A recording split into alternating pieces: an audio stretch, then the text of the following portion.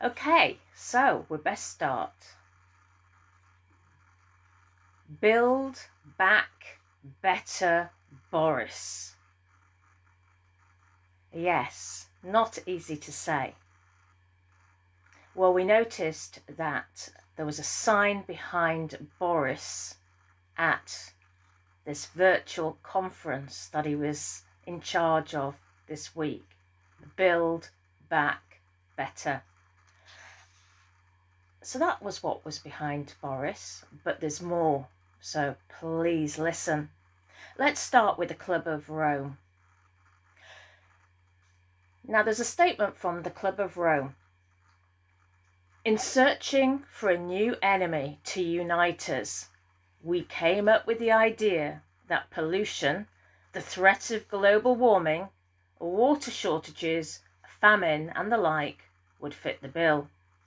All these dangers are caused by human intervention, and it is only through changed attitudes and behaviour that they can be overcome. And that was way back in 1958. So fast forward to 2020 and it sounds familiar now, doesn't it? So in 2013, Doris said that wind turbines failed to pull the skin off a rice pudding. He also went on to say, we now have the opportunity to get shale gas. Let's look at it. Of course, Doris himself is full of hot air.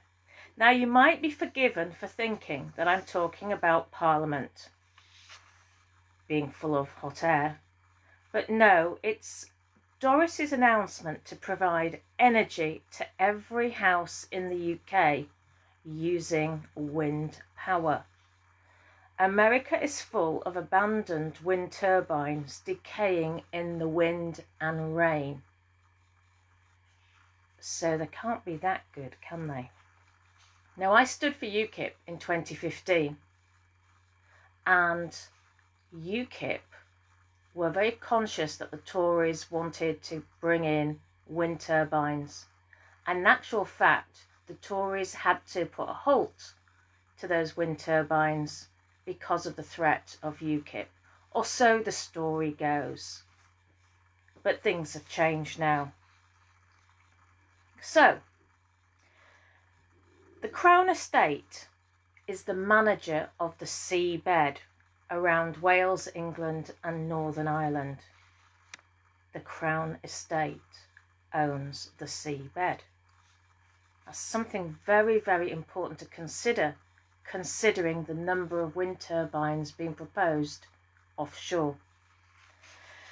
So there was a notification put up on the Crown Estate website on the 19th of August, which said strong prospects for offshore wind in Wales. The rights have been awarded for 2 new projects, including Wales' first ever floating turbines. The Welsh waters are on track to play a growing role in the UK's net zero transition and have already awarded seabed rights to developers Blue Gem Wind for a proposed floating wind demonstration project in the Welsh waters off the Celtic Sea, approximately 44 kilometres from shore. So this has been in the offing a long time. Now, according to The Independent in March of this year, Theresa May's outgoing commitment to take the UK to net zero carbon by 2050 necessitate a U-turn on wind turbines, and according to the paper, the move for the government is both politically as well as environmentally astute. But this is spin. You can look on the internet in various places and they talk about wind turbines being a popular move. I've never been asked about this, and if it was so popular, why is it that those plans were shelved in 2015 due to UKIP's power or alleged power? Right, so fast forward to the Conservative Party conference this week. Mr. Johnson said he wanted to make the UK what he described as the Saudi Arabia of wind, and said the sector would provide hundreds of thousands, oh nay, if not millions of jobs. He's always prone to over-egging things. He went on to say, I can today announce that the UK government has decided to become the world's leader in low-cost, clean power generation. No wonder with the Crown Corporation running the, owning the seabeds. This is why we're at the centre of this. It's the Crown Corporation. He says, cheaper than coal and gas. Well, we don't get the chance to use coal and gas the way we're going. And we believe that in 10 years' time, offshore wind, no, he's talking about 10 years. He's talked about 10-year plan for quite some time. Since he took office in December, he's talked about 10 years. I'm sure he's telling us that he's going to alter the next election for 10 years. He did get reported in the newspapers as such, but it's since been taken away. So I don't know where it's gone. We believe that in 10 years' time, offshore wind will be powering every home in the country, with our target rising from 30 gigawatts to 40 gigawatts. The government, however, said this 160 million investment will see around 2,000 construction jobs rapidly created. 2,000. Just 2,000. And will enable the sector to support up to 60,000 jobs directly and indirectly by 2030 in ports, factories and the supply chains, manufacturing the next generation of offshore wind turbines and delivering clean energy to the UK. There are so many aspects of this that are so wrong. He stood there and said, wow, could produce millions of jobs. This is to do good for the coronavirus loss of jobs. Well, this was happening. This was being planned years in advance. So it's just kidology that's mentioning the coronavirus. The truth is, the Tories avoided pushing those wind turbines down our throats in 2015 simply because of UKIP at the general election. Now the government has still committed itself to the zero carbon emissions by 2050. Though of course you realise that this won't stop the likes of the royal family and the rest of the elites and our puppet governments from flying around the world. So how do they offset their carbon emissions? And if we're going to have zero carbon emissions, who's actually going to be alive?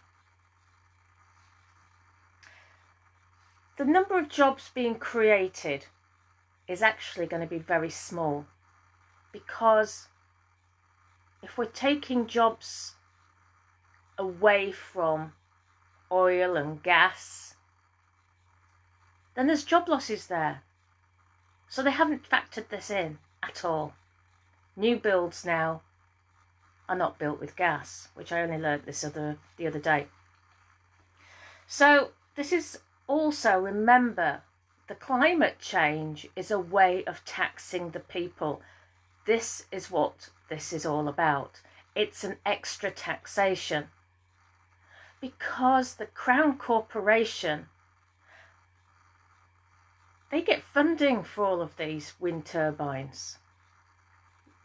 This is why UKIP didn't want turbines, because it was the wealthy landowners that were actually benefiting from the subsidies by having these turbines on their property. They get subsidies, and those subsidies are paid for by the likes of you and me. It's another taxation. So let's not be conned about this green energy. This is another form of taxation. And this is a wealth transference from the middle classes and the working classes of this country to the wealthy elites. It's a wealth transference. Okay, so as I say, only a few thousand jobs maybe be created, but there'll be many, many other jobs which will disappear. So he's very disingenuous in what he said. Now, just to finish off with, the Build Back Better logo behind Boris. What does that mean? Well, I've taken a look, and it's an organisation which says, we believe working together will give us the best chance of succeeding in this moment. And this was formed in April. This is a movement made up of organisations and groups from many different places. We are teachers, healthcare workers, students, and organisations who are fighting for change.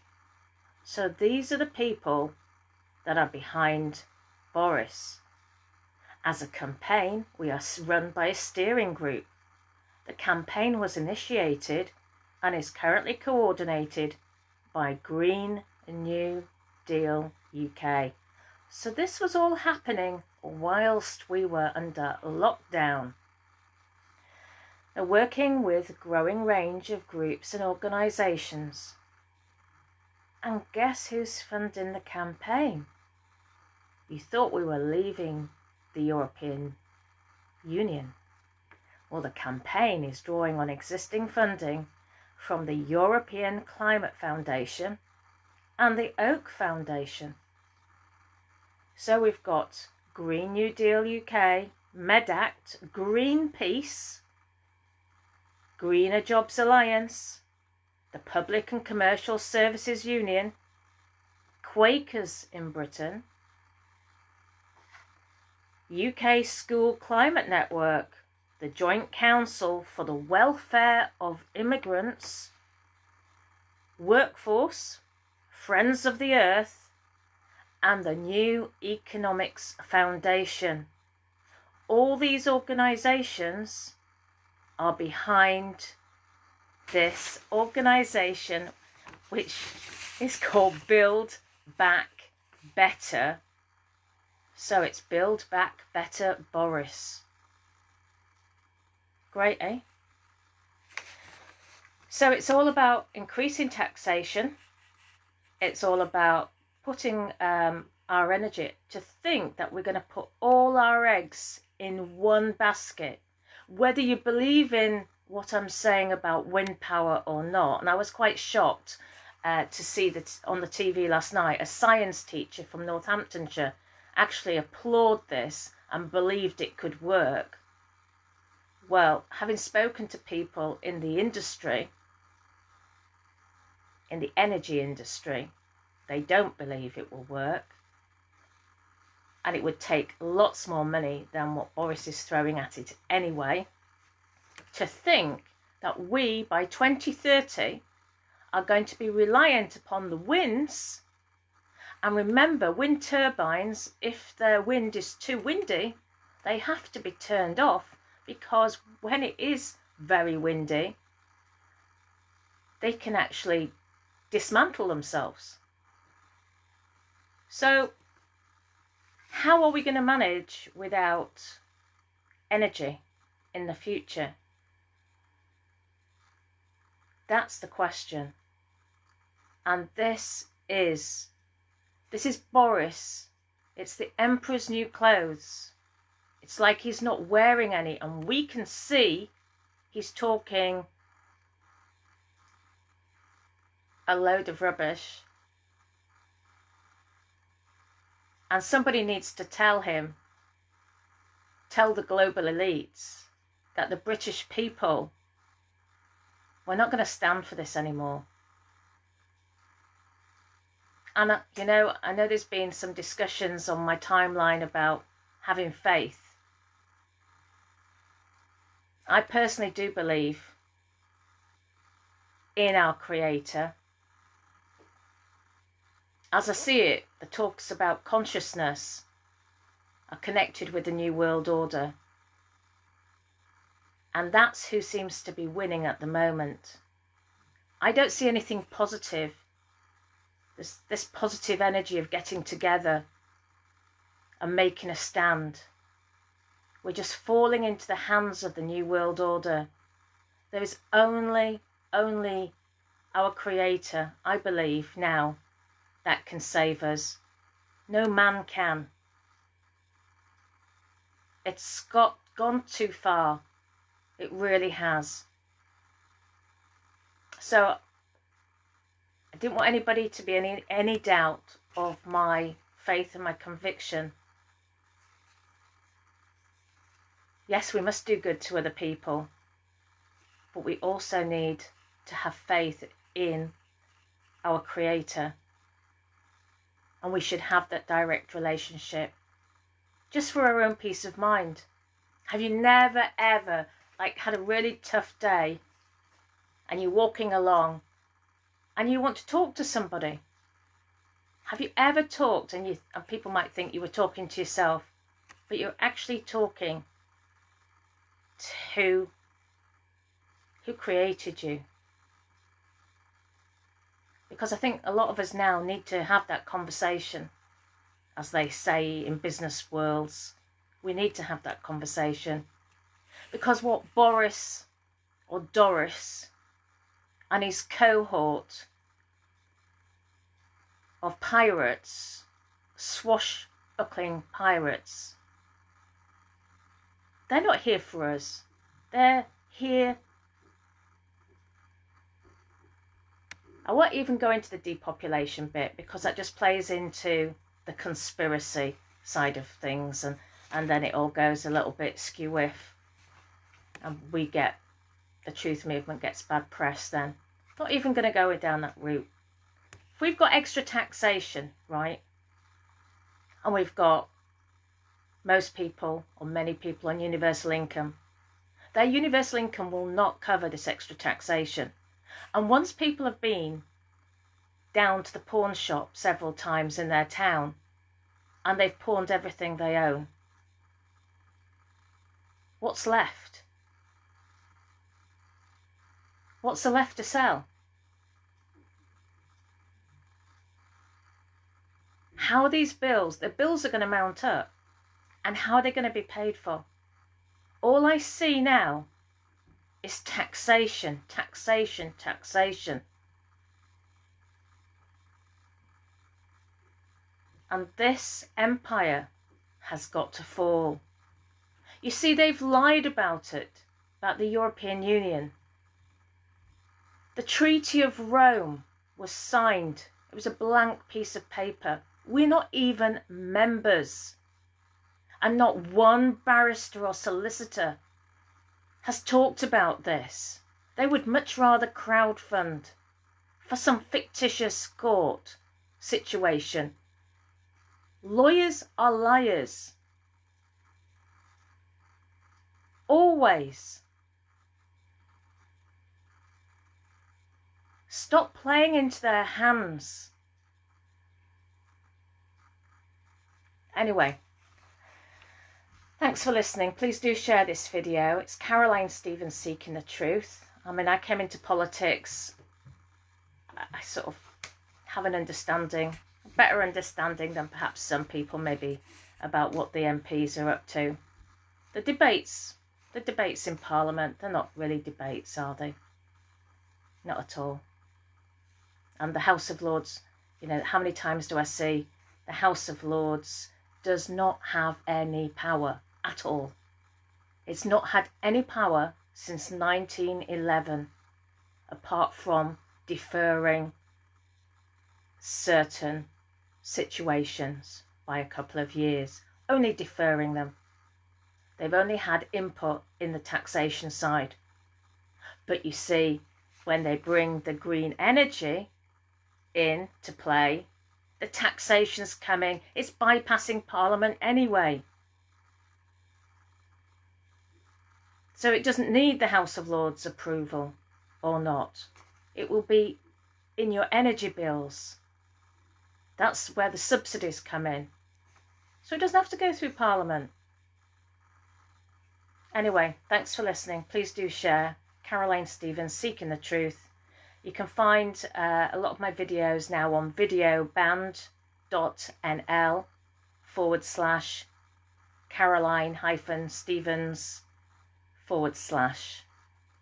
Okay, because I'm banned on YouTube. Thanks a lot. Bye for now.